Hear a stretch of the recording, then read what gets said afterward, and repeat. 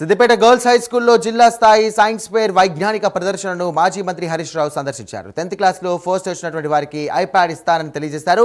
సిద్దిపేట జిల్లా నుండి ఇస్రోకు సెలెక్ట్ అయి సిద్దిపేట పేరు నిలబెట్టాలని అన్నారు. ఇక సైన్స్ అనేది జీవితంలో ముందుకు వెళ్ళడానికి ఉపయోగపడుతుందని తెలియజేశారు.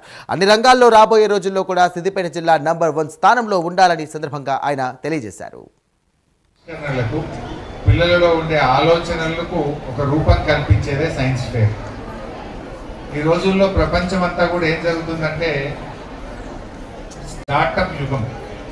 స్టార్టప్స్ అంటే చిన్న పిల్లలు, యంగ్స్టర్స్, అప్పుడే ఇంజనీరింగ్ పూర్తయిన పిల్లలు, అప్పుడే డిగ్రీ పూర్తయిన పిల్లలు అద్భుతమైన ఆవిష్కరణలు చేస్తూ ఉన్నారు.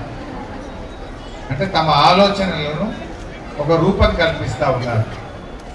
ప్రపంచంలో ఇన్నోవేషన్ లేకపోతే అసలు మనం లేము. Current is an innovation, electric vehicles is an innovation, అంతే కదా. ఇవాళ ఎన్నో ఇన్నోవేషన్స్ వచ్చినాయి. టెలిఫోన్, సెల్ ఫోన్, ఒకప్పుడు టెలిఫోన్ ఉండప్పుడు టెలిఫోన్ పోయి మొబైల్ ఫోన్. ఇప్పుడు మీ క్లాస్ రూమ్స్లో డిజిటల్ క్లాస్ రూమ్స్ వచ్చాయి.